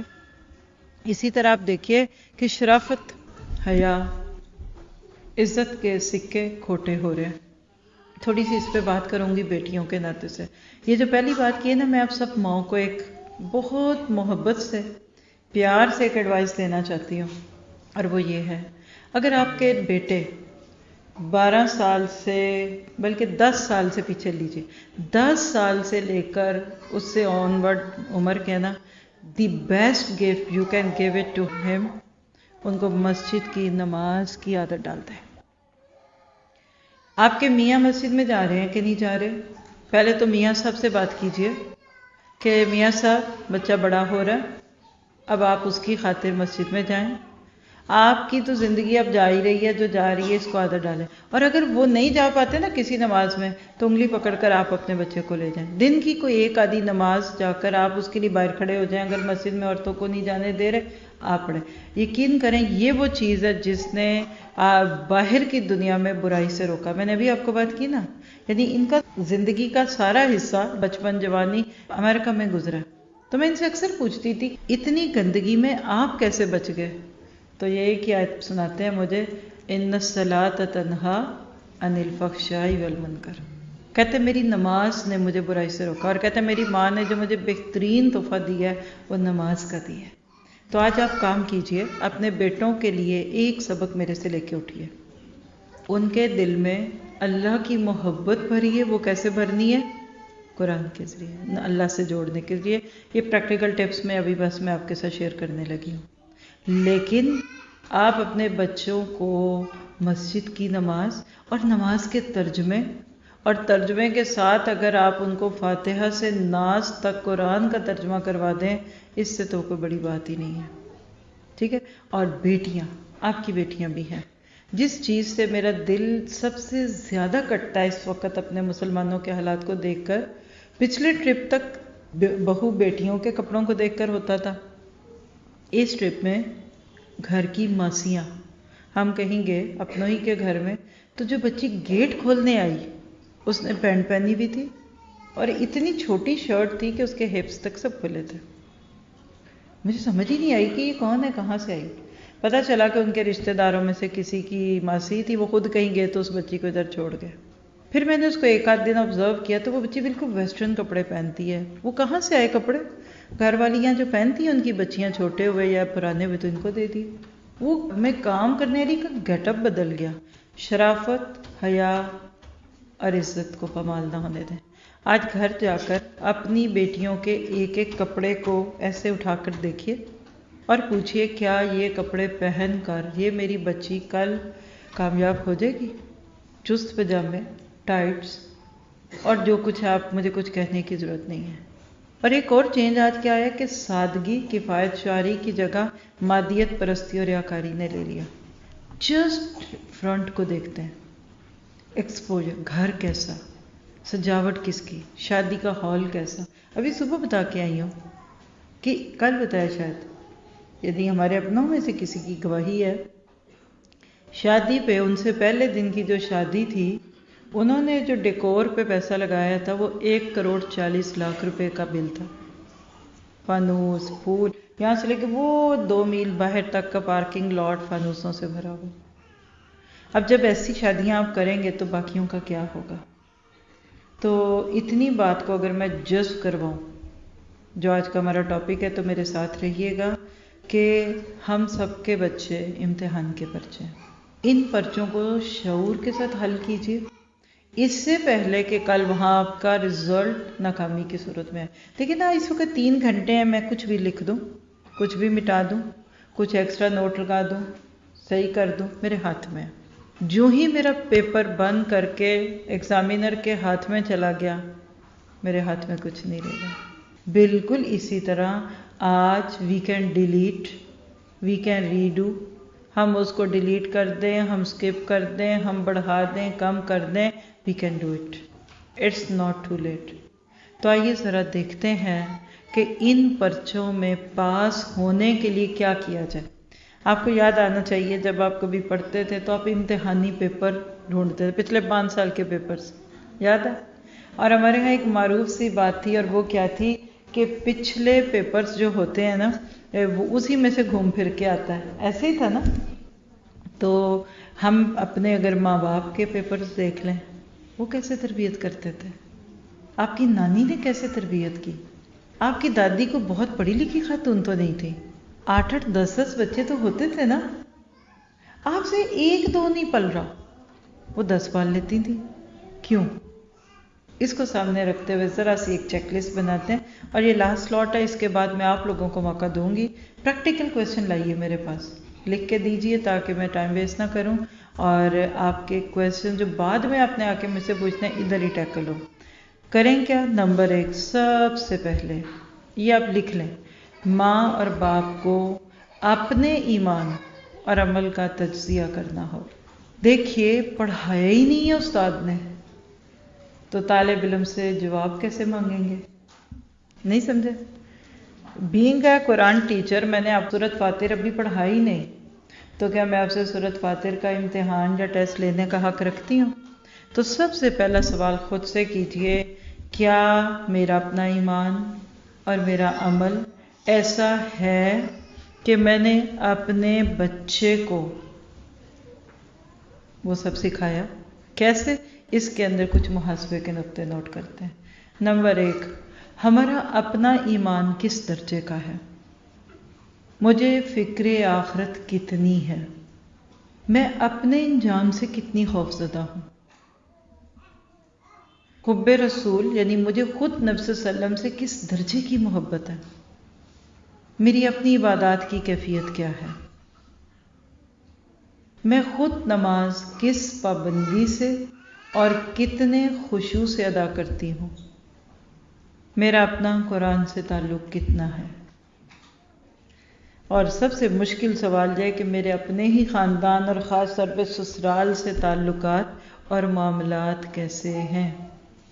سوچیے ذرا، جو میں نے بچوں کو دیا ہی نہیں میں ان سے مانگوں کیسے، جو مجھے نہیں فکر ان کو کیسے ہو، جو میرا انجام کا مجھے فکر نہیں تو میرے بچوں کو کیا فکر ہو، میرے دل میں رسول کی محبت نہیں تو میرے بچے کو رسول سے محبت کیسے ہو، میری اپنی عبادات کونے پہ لٹکی ہوئی ہیں تو میرا بچہ کیسے زیادہ عبادت گزار ہو جائے، میری اپنی نماز میں خشوع نہیں ہے تو میرے بچے کی نماز میں خشوع کیسے ہو، میرا قرآن سے تعلق کوئی نہیں تو میرے بچے کا کیسے ہو، اور میرے اپنے خاندان سے اتنے تعلقات ٹوٹے ہوئے ہیں تو میرا بچہ کہاں سے سیکھے۔ تو سب سے پہلے چیک پوائنٹ اپنا۔ نکمہ استاد ہوتا ہے نا، وہ بڑے کامیاب شاگردوں کو بھی ٹھس کر دیتا ہے، ان کی سب ایبیلٹیز ختم کر دیتا ہے، اور اگر میری نظر میں کوئی پوچھے اچھا استاد کون ہے تو نکمے سے نکمے بندے کو بھی کرامت بنا دیتا ہے۔ یہ استاد کا کمال ہوتا ہے کہ وہ کیسے لوہے کو فولاد میں اور کاربن کو ڈائمنڈ میں بدل دیتا ہے۔ اچھی مائیں اور اچھے باپ، کورس مائیں، باپ تو بیچارے کمانے میں لگے ہوئے ہیں، اچھی مائیں اپنے عام سے بچوں کو اتنا تراش خراش لیتی ہیں کہ وہ امام ربیع کی طرح وہ ایک چمکتا ہوا ستارہ بن جاتے ہیں، امام بخاری کی طرح، امام مسلم کی طرح، سب کے پیچھے مائیں تھیں۔ تو پہلا پوائنٹ آپ سمجھ گئے، اس پہ جا کے کام کیجیے گا، اپنے ایمان اور عمل کا جائزہ، اور ان پوائنٹس میں جہاں آپ کو اپنے لیے کمی دکھی دعا کیجیے کہ انشاءاللہ میں نے اپنے آپ کو اس میں بہتر کرنا ہے۔ سیکنڈ پوائنٹ جس کو آپ ضرور اپنے بچوں کے دلوں میں گھسا دیں وہ ہے اللہ کی محبت، توحید، لا الہ الا اللہ۔ ہمارے اسلاف کی مائیں اپنے بچوں کے ساتھ اسی طرح معاملہ کرتی تھیں، یعنی بچوں میں توحید راسخ کرنے کی شعوری اور انتہائی کوشش۔ چاند دیکھا، سورج دکھایا، کھانا کھایا، بیٹا یہ کس نے دیا؟ بیٹا اللہ نے میرے دل میں ڈالا، اللہ سے جوڑیے، یعنی آسان جملہ، ہر جملہ اپنا تولیے، کیا اس کے ذریعے آپ اپنے بچے کے دل میں اللہ کی محبت ڈال رہی ہیں؟ ان کو اللہ سے جوڑیے، اپنے آپ سے نکالے، وہ جیسے کہتے ہیں نا ادھر بجلی نہیں آ رہی جاؤ ادھر کا پلگ لگا دو۔ آج سے اپنے بچوں کو ہر چیز میں اللہ کے ساتھ جوڑے، بلکہ اپنی چیزوں کو بھی کہ بیٹا اللہ نے ماما کے دل میں ڈالا ہے، اللہ نے ایسا کیا ہے، آپ نے یہ کیا ہوگا ایسا اور ویسا۔ پھر تیسری چیز کیا ہے کہ نیکی اور راست روی پر بچوں کی مدد فرمائیں۔ اپنے گھر کا ماحول ہر دن، یہ نہیں کہ رمضان میں اور غمیوں میں نہیں، خوشیوں میں بھی اپنے ارد گرد کا ماحول ایسا بنائے کہ آپ کے بچے کے لیے نیکی پہ چلنا آسان ہو جائے، ٹھیک ہے؟ یہ بہت ضروری ہے۔ جب گھر کا ماحول ہی اچھا نہیں، کیوں بچے جا کے لائبریریز میں پڑھتے ہیں؟ کہتے ہیں گھر میں ہر وقت چانچاں ہو رہی ہے، اور میں فیل کرتی ہوں ہمارے 4 کنال کے بھی گھر ہے نا، پڑھنے کا موڈ ہی نہیں اس گھر میں، ہر وقت ایسے لگ رہا ہے جیسے آپ ٹرین اسٹیشن پہ بیٹھے ہیں ٹرین کے انتظار میں۔ کچھ گھروں میں صرف کھانوں کی باتیں ہوتی رہتی ہیں، ماں بیچاری سارا دن کچن میں، کیوں بھائی؟ کھانا 3 ٹائم کا کھانا۔ کل رات کو ہم بات کر رہے تھے کہ ویسٹ میں اگر آپ کو کوئی ڈنر پہ بلائے تو آپ کو پتہ ہے کتنے بجے بلائیں گے؟ 4 بجے۔ تو جو ہمارے ساتھ ہیں انہوں نے کہا پھر لنچ پہ کب بلاتے ہیں؟ میں نے کہا لنچ ہوتا ہی نہیں ہے وہاں، 2 وقت کھاتے ہیں، صبح اور شام۔ کہتی پھر سوتے کب ہے؟ میں نے کہا میرا خیال ہے 9 سے 10 بجے۔ کہتی 4 بجے کا کھایا ہوا، پھر میں نے کہا سمجھ جاتا۔ اور آپ کھانے کے کل ہم ایک انوائٹیڈ تھے تو وہاں ڈنر تھا اور 10 بجے کا ٹائم لکھا ہوا تھا، اب مجھے بتائیں 12 بجے کھا کے آئیں گے تو پھر پیٹ کا کیا حال ہوگا؟ تو بچوں کے لیے ماحول سنت کا بنائیے۔ نیکسٹ تھنگ لے لیجئے، ان کی طاقت سے زیادہ اطاعت اور تابع داری کا ان کو مکلف نہ بنائے۔ یہ میں آپ میں سے ان ماؤں کو کہوں گی جو قرآن پڑھنا شروع کرتی ہیں، چھوٹے چھوٹے بچوں کو 3 سال 4 سال 5، بیٹا نماز پڑھو، بیٹا نماز نہیں پڑھیں گے تو گناہ ہوگا، چلو چلو وضو کرو، چلو یہ کبھی نہ۔ چھوٹی بچیاں ہیں ان کو بڑے بڑے اسکارف پہنائیں گے۔ میں یہ نہیں کہہ رہی کہ بچیوں کو اب بےہودہ لباس پہنائیں، لیکن ایسی ماؤں میں سے 98% مائیں بعد میں آ کے شکوہ کرتی ہیں کہ یہ شروع میں تو یہ کرتی تھی اب چھوڑ گئی ہے، پہلے تو حجاب کرتی تھی اب چھوڑ گئی۔ بچوں کو بچہ بنا کر کھیل ہی کھیل میں ان کے اندر اللہ رسول کی محبت ڈالے، پھر جب وہ 7 سال کی عمر میں آئے نا اس کے بعد شروع کریں. مراحل ہیں پیدا ہونے سے لے کر شروع کے 2-3 سال پیار ان میں ڈاؤن لوڈ کیجئے. پیار تاکہ کل پھر اس میں سے نکلے. اس میں روک ٹوک نہ کریں. 3 سے لے کے 7 سال میں تربیت کیجئے. اچھے برے پہ روکیے. گالی نہیں دینی, اونچی نہیں بولتے, آہستہ چلیے, شور نہیں کرنا.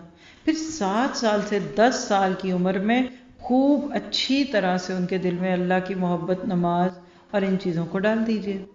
بالغ ہونے کے بعد نظر رکھیے اور 20 سال کے قریب ہو جائیں تو چھوڑ دیجئے ان کے حال پہ, اب جو مرضی کریں, انشاءاللہ خیر ہوگی. پھر اگلا پوائنٹ لیجئے, ان پر رحم کیا جائے, نرمی برتی جائے. جو ماں باپ دین کے نام پر بھی اپنے بچوں کے اوپر سختی کرتے ہیں نا, ان کے بچے پھر کبھی کبھی دیکھا ہے کہ ایک ریئیکشن میں آ کر سٹبن ہو جاتے ہیں. دونوں چیزوں میں بیلنس رکھا کریں. بچوں سے پیار تو کریں. آپ کا 10 سال کا بچہ 12 کا, کب آخری بار آپ نے اس کو گلے لگایا؟ کب اس کے بالوں میں انگلیاں پھیری؟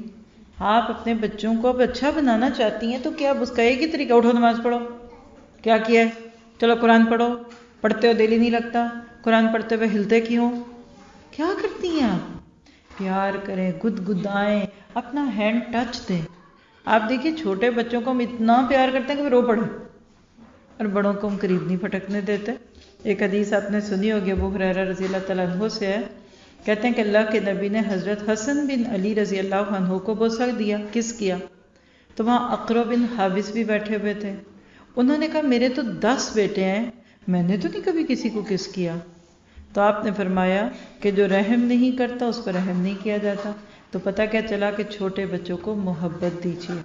پھر چھٹا پوائنٹ ہے آپ کے لیے, بچوں کے درمیان معاملات میں عدل اور انصاف کیجیے. کئی دفعہ بھائی کو یا بھائی بہن کو کمپیئر کر کے ان کے اندر ایک دوسرے کے لیے نفرت ڈال دیتے ہیں ہم لوگ. دیکھیے بچوں کی شخصیت کو مسخ نہ ہونے دیجیے. برابری کے ساتھ بات کیجیے, فائدہ ہوگا, کیونکہ جب اولاد کو تحفے تحائف دینے میں برابری ہوگی نا, ایک تو آپ کی عزت کریں گے, دوسرا آپس میں بھائی بہنوں کو ایک دوسرے اپنا کمپیٹیٹر یا آپ کہہ لیجئے کہ دشمن قرار نہیں دیں گے. صحیح مسلم کی روایت ہے, 4178 نمبر ہے, حضرت نعمان بن بشیر سے کہ مجھے میرے والد لے کر نبی صلی اللہ علیہ وسلم کے پاس آئے اور کہا میں نے اپنے بیٹے کو یہ غلام تحفے میں دیا ہے. نبی نے پوچھا کیا یہ سب کو دیا ہے؟ کہا نہیں. تو کہا پھر اس سے بھی واپس لے لو. یعنی جیسے ورثے کا حق آپ نہیں مار سکتے, اسی طرح ہبہ کا بھی حق برابری پہ ہے. 7 پوائنٹ کیا ہے کہ بچوں کی صحیح رخ پر تعلیم و تربیت پر توجہ دیجیے. اور تربیت ایک دن میں نہیں ہوتی, یہ مسلسل کرنے والا کام ہے. جیسے آپ ایک دفعہ شاور لے لیں تو بس ختم, ہر روز لینا پڑے گا, بلکہ ایک دن میں 2 دفعہ بھی لینا پڑے گا. بچوں پہ نظر رکھیے اور مسلسل کام کریے اور ان کی کریکٹر بلڈنگ کریں. اس پہ نا اصل میں بہت ساری باتیں ہو چکی ہیں. آج میں آپ کو وہ چیزیں نہیں دینا چاہ رہی تھی جو آلریڈی ہو گئی ہیں. اگر آپ یوٹیوب پہ جا کر پیرنٹنگ کی پلے لسٹ کھول لیں, اور ویب سائٹ nurulquran.com پہ بھی پیرنٹنگ ہے, پوری ورک شاپس ہیں. میرا علم میں سب سے زیادہ اس موضوع پہ بات کرتی ہوں, فیملی میٹرز, شوہر بیوی اور بچے, کیونکہ مجھے پتا ہے کہ میرے سننے والوں کا یہی میدان ہے جس میں وہ کامیاب ہو گئے تو وہ کامیاب ہیں. تو آپ اس میں سے بھی پوری کردار سازی ہے, جوان بچوں کو کیسے لیں, سائیکلوجیکل ان کی تربیت کیسے, جسمانی کیسے, لیکن مستقل جس چیز پہ نظر رکھیے اپنے بچے کی کریکٹر بلڈنگ پہ رکھیے. بچے میں بات ماننے کا جذبہ ہو, وہ بچہ دعائیں لینے والا ہو. اور جو چیز میں بہت زیادہ محسوس کرتی ہوں, آج ہم اپنے بچوں کو دوسروں کی دعائیں لینے والے کام نہیں سکھا رہے. خدمت میں عظمت ہے. چھوٹی بچیاں اور بچے آگے بڑھ کے دعائیں لیتے ہیں, خدمت کرتے, کوئی کسی کا جوتا پکڑ کے رکھ دیتا ہے, کوئی کسی کو پانی دیتا ہے, کوئی کہتا ہے لائے میں آپ کے پاؤں دبا دوں. آج دن بدن ہمارے بچے اتنا اپنے دماغ میں ایک خیال لے کر کہ جی ہم پڑھ رہے ہیں, یہ پڑھائی پتہ نہیں کہاں سے ہمارے سروں پہ سوار ہو گئی. ماں بوڑھی ہے بیچاری, گھٹنے بھی ٹیڑھے ہو گئے, کھڑا بھی نہیں ہوتا, وہی کام کر رہی ہے. جوان بچی کیوں نہیں کر رہی؟ جن بچیوں کو ماں باپ کے گھر میں خدمت کی عادت نہ آپ نے ڈالی, وہ وہاں آگے جا کے پھر باتیں کریں گی, پھر ساس بری لگے گی بیچاری. امام غزالی کا ایک قول نوٹ کر لیجئے, کہتے ہیں کہ اسلام میں طفل یعنی بچے کا تصور بلوغت تک ہے. والدین اپنی انا کو بالائے طاق رکھ کر بچوں کی تربیت کریں اور بچوں کی تربیت میں کوتاہی یا سستی دراصل اللہ کی امانت میں خیانت ہے، اور اللہ نہ کرے کہ ہم اس خیانت کے مرتکب ہو جائیں۔ اسی طرح بچوں کو ادب سکھانا کتنا اہم ہے۔ حضرت عبداللہ بن عمر رضی اللہ عنہ فرماتے ہیں کہ اپنی اولاد کو ادب سکھاؤ۔ بچہ نرم گیلی مٹی کی طرح ہوتا ہے۔ وہ کیا ہوتا ہے بچے جس سے چیزیں بناتے ہیں؟ لیگوز، پلیڈوز۔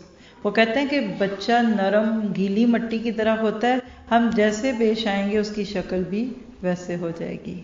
ٹھیک ہے، 8واں پوائنٹ لیجئے، ہم نشینی اور صحبت کے باب میں ان کے سامنے نبی کریم صلی اللہ علیہ وسلم کی پیش کردہ مثالیں رکھی جائیں، یعنی نبی صلی اللہ علیہ وسلم کے دور میں کیسے کیا ہوتا تھا، کیا چیزیں تھیں، اور آپ نے ایک بڑی پیاری سی مثال دی تھی، وہ حدیث آپ سنائیں بچوں کو، بخاری اور مسلم کی ہے کہ اچھے اور برے ساتھی کی مثال خوشبو دینے والے اور بھٹی پھونکنے والے کی طرح ہے۔ خوشبو والے کے پاس بیٹھو گے تو خوشبو آئے گی، اور بھٹی پھونکنے والے کے پاس بیٹھو گے تو تمہارے کپڑے بھی جل جائیں گے اور اس کی بدبو بھی ہوگی۔ آپ اپنے بچوں کو ان کی صحبت اچھی کرنے کی ٹپس دیں گے انشاءاللہ۔ پھر 9واں پوائنٹ کیا ہے آپ کے لیے کہ جھوٹ بولنے والے، غیبت کرنے والے ماں باپ کی اولاد کا اخلاق متاثر ہوگا، تو ان چیزوں سے خود کو جائے۔ آپ اگر غیبت کرتی ہیں نا، آپ اپنے بچے کے اندر یہ ڈال رہی ہیں کہ تم بھی کیا کرو، تو آج سے آپ غیبت چھوڑ دیں۔ کون کون چھوڑے گا؟ کس لیے بھلا؟ تاکہ آپ کے بچے غیبت نہ کریں۔ 10واں پوائنٹ کیا ہے کہ عمومی زندگی سے لے کر خصوصی تقاریب میں اللہ کا رنگ غالب ہونا چاہیے، اور خصوصی تقریبات میں کیا آتا ہے؟ شادیاں، مہندیاں، اپٹن، دعوتیں۔ اللہ کیا فرماتے ہیں؟ صبغۃ اللہ ومن احسن من اللہ صبغہ ونحن لہ عابدون۔ اللہ کا رنگ اختیار کرو، اس کے رنگ سے اچھا اور کس کا رنگ ہوگا، اور ہم اسی کی بندگی کرنے والے لوگ ہیں۔ سورہ بقرہ کی آیت 138 ہے۔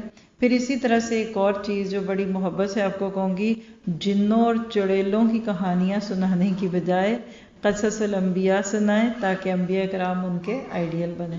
ابھی بھی ایسے بچے سنتے ہیں چڑیلوں والی کہانیاں؟ ہیں؟ اب نہیں سنانی انشاءاللہ۔ پھر نبی صلی اللہ علیہ وسلم سے محبت اور ان سے ملاقات کا شوق بچوں میں پیدا کریں۔ حج اور عمرے پہ اللہ آپ کو اپنے بچوں کے ساتھ لے کے جائے تو وہاں جانے سے پہلے ان کے دل میں اس کا جذبہ ڈالیے۔ پھر اتنی محبت ہو اللہ کے نبی صلی اللہ علیہ وسلم سے کہ ہر جذبے پر وہ غالب آ جائے۔ پھر اس کے بعد 11واں پوائنٹ کیا ہے؟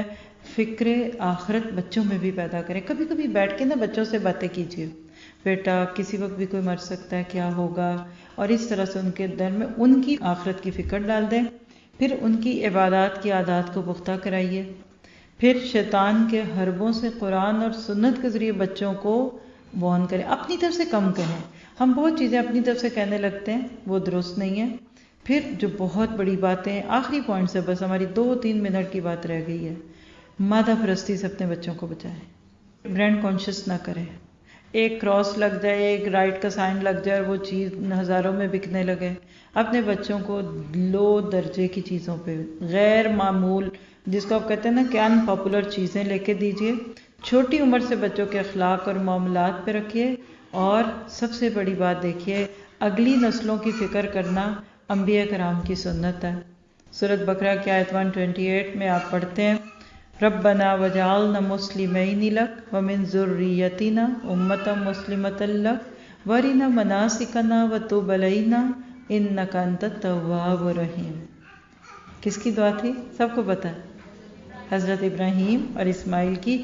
یہ دعائیں یاد کرنے لگتا ہے۔ اور 17واں پوائنٹ کیا ہے کہ اپنے بچوں کو شہداء علی الناس بنائیے، دعوت اللہ، اللہ کی طرف بلانے والے، شہادت حق کی گواہیاں دینے والے اور اقامت دین کی دعوت دینے والے بنائیں۔ جتنے بچے آپ کے جوان ہوتے جائیں، 12-14 سال کے، ان کو بتاؤ کہ بیٹا تم اس دنیا میں نبی صلی اللہ علیہ وسلم کے ایک نمائندے ہو، تم نے لوگوں کو اللہ سے جوڑنا ہے، اسلام سے جوڑنا ہے۔ اور 18واں پوائنٹ کیا ہے کہ اولاد کو جنت کمانے کا ذریعہ سمجھیں۔